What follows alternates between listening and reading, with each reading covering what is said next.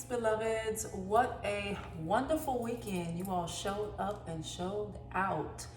This is my last video log for tonight. I'm not going to do this every time because I know once, I get busy and the ball gets rolling, I'm not going to be able to do these videos. So I'm just kind of pushing the boat out into the water to get everything launched. This is an important note that I want to share with everyone. It's general common sense. About fasting, and even when you're not fasting, just your regular eating habits. A lot of us, we grew up in a culture where our parents, grandparents, aunties, uncles, we would sit down at the table and they would tell us, you need to eat everything on your plate. You need to make a happy plate. Even if you're full, you may get the speech about the starving children of the world and things like that. So, having that programmed into you in childhood, if you don't eat everything on your plate, then you should feel guilty. Then, as an adult, you may continue to still eat like that when your stomach is telling you it's full. That our stomachs are usually no bigger than our fist. And, and a lot of people just stuff themselves and gorge themselves. Sometimes if the food is good, we want to keep eating. Like if we had two stomachs, but it's just not feasible. There's only so much that the stomach and digestive system can take, and going to sleep at nighttime is when the colon and the digestive system gets a chance to rest, rejuvenate, and relax. That's why it's so important to eat lighter meals before bedtime. You're not going to get it right every day, but doing your best to stop eating your heavier meals at least 4 hours before you go to sleep. Because, like I said, a lot of us, we carry that guilt that was programmed into us into childhood to eat everything on the plate, no matter how full you are.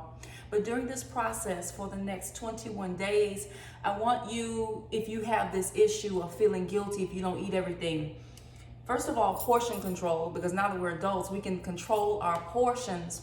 The next thing is I want you to, program yourself to listen to your body, be in tune with your body. That's also an intuitive common sense practice within itself.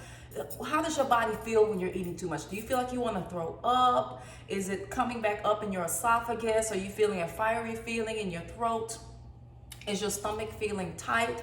Are you sleepy? Do you feel just this heavy energy? If you're feeling like that, that's your body saying, whoa, that's too much, let's stop. Because most of the things we eat are cooked, and a lot of them have cooked all the vitamins out of it. So you're not really even eating, an electrical food. You're just kind of eating to get full and satiated. So we get so used to comfort food, me included, because I'm a foodie. I love food. I love going out to eat, and I love cooking. But we get so used to that and so comfortable with it that, we're not listening to our bodies when they're saying, hey, stop, I need a nap. You're putting too much on me. Hey, stop, this is enough food. I don't want anymore. So, when you're sitting down at the table to eat, when your body says stop, even if you're like, dang, I paid for all of this food. I cooked all of this food. I don't want to throw it away.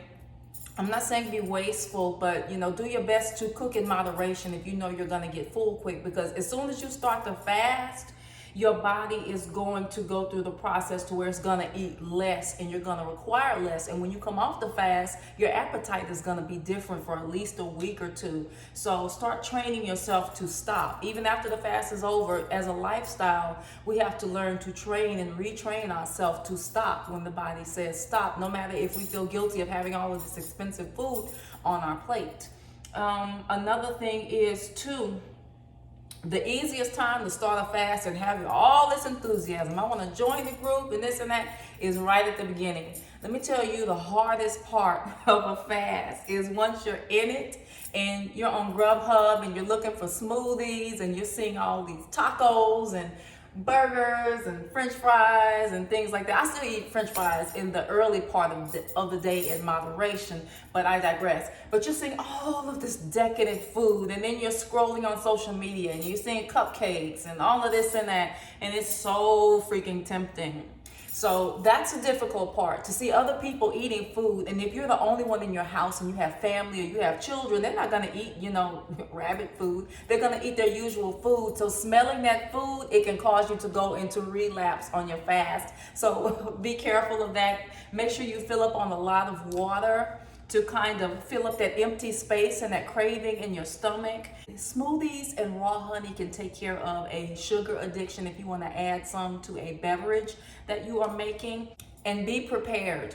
The hardest part of the fast is the last week or the last 2 days, right when you're at the finish line. Anything you're doing, because we can all start strong, but when you're gonna run out of gas is that last week or that last 2 days, and you start smelling food and you're like, F this, am I gonna even get what I want anyway? Is this gonna come to pass? So looks like it's causing more trouble than it's causing anything else. I'm arguing. I can't seem to see eye to eye with my family members in the home. So I'm gonna let you know, don't get discouraged. It is gonna be like an obstacle course. That's why I have this support group with the Facebook group, because it is going to be challenging and it's not gonna be easy, but it is going to be very rewarding. And if you stick to it, you're gonna be so proud of yourself. Believe me. Another thing is, don't be afraid of change. Realize you might get weak at the finish line. Some people have more stamina and discipline. I'm a more spiritual, airy-fairy type of person. I don't have the most discipline in the world. I'm not gonna even lie to you. I don't. I really don't. But that's all the more reason why I want you to look in book 1, and I want you to look at the fasting pledge, because you're not making this promise to me. You're not making a promise to Adunola. You are making a promise to yourself about what you want to do. That way you're holding yourself responsible, because our blessings, our Ire, our fortune from heaven comes from our head, our higher self, our Ori. Even though this is not an Ifa-centric fast per se, it's all faiths welcome, and it's not tied to any religion or tradition. You are making this promise with yourself. No one else is responsible for this. You're not going to get an F. I'm not going to give you an F.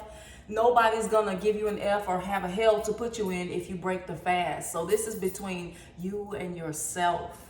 All everyone else is doing in the group is, serving as support. Like, oh, I'm going through this too as I make this pledge to myself. So I encourage you, if you have book 1, to sign the fasting pledge, sign the contract with yourself, get a fasting bracelet. Even if I don't mail you a fasting bracelet, get your own fasting bracelet with a color based on the theme that you want. If you're trying to manifest better health or weight loss or prosperity, you may want to find a green bracelet. Just go to Hobby Lobby, Michael's, or somewhere, wherever you feel like, and you'll know the bracelet that resonates with you, because the bracelet should remind you of your goal. It should not remind you of the fast itself, because it's going to feel like punishment if you do that. The bracelet needs to remind you of what you want. Say, for instance, you're having fertility issues. You may want to get a pink bracelet or a baby blue bracelet, and you may want to wear it. That way, on those days when you smell those hamburgers and fries, you feel like, forget this, I'm at the finish line, you will have the bracelet on you to remember exactly why you're doing this. It's a reminder, because if you do this, even if you get nothing else out of it besides a detox body and you lose a few pounds, you're going to be so doggone proud of yourself. And I want you to be brave. I want you to be prepared, and I want you to be patient with yourself, with your humanity, with your human body, with your cravings, with your emotional eating. Be patient with yourself. Don't beat yourself up. If you have a bad day, you mess up, it's okay. Just get back on the wagon. If you find out about this fast the week after it launches, it's okay. Just join us and just do your 15 days in there. Just get something positive done, because it's all about spring cleaning the body temple in order to prepare for the new cycle, because we're in the 2020 year, it's a 22 year. And if you want to get what you want, make this pledge to yourself. But remember, if you fall off the horse, you can get back on the horse. Don't get discouraged. We're all doing this together. I'm a foodie lover, so this is not going to be easy. So get your fasting bracelets, whether you request it through me mailing it to you or get your own. Be creative. All you want, you can get a piece of shoestring and tie it around your arm and have it on there for the fast, something that you can bathe in and keep, that's not easily breakable, and just wear it for the next 21 days until March 21st as a reminder to yourself to keep this promise. This is for you. This is not for me. This is for your glory. So it's selfish based. This is selfish based. This is for you. Your promises are for you. Only you know what your heart's desires are. Only you know what you want. Funding for a business, a neon green bracelet, whatever it is, a relationship, whatever it is, you are preparing the way. You are clearing the path. Not to plug in Ifa cosmology, but Eshu is the door opener. Ogun clears the way. So what you're doing is you're clearing a path for yourself to make room for what you want. Because a door can be open, but the doorway may be blocked with a bunch of clutter. So this is about sweeping out what is not necessary and making way, getting empty in order to get full. Not only that, you will tap into your natural spiritual abilities even more because there's less space. There's less of the material as far as eating and heavy, dense, low vibrational food, and more room for high vibrational type of conversations with your ancestors and guides. Now, I keep talking about ancestors, guides, Orishas, and open roads and things like that. You do not have to be a part of Ifa or Orisha faith or anything like that. This is not a religious fast at all. You can believe or not believe in anything at all. This is for all walks of life, all faiths. This is not a faith-based fast. This is not a religious fast. This is for anyone that needs a breakthrough in their life. They want to break a generational curse. They need a breakthrough. They have a heart's desire. Maybe it's a health issue you want to try to get over. You either break open, or maybe just looking for clarity. Maybe you're looking for a spiritual teacher, or should you relocate here or there, then this fast is for you, okay? So once again, keep me posted. I look forward to your videos. And remember, if you post on IG, if you post in the Facebook group, please use the hashtag guides and goals, or just tag me at Adunola the Oracle, okay? Peace and bliss. And if you are willing for me to share your videos, I'm willing to, post some of them as far as your progress goes. But remember, keep your goals and your plans to yourself. You do not have to tell anybody what the color of your bracelet means. That's no one's business but between you and whoever you want to share that with. So you can keep the goal all to yourself. We're just talking about the process, not the goal. Your goal is private, okay? Peace and bliss. I look forward to your feedback, okay? Good night.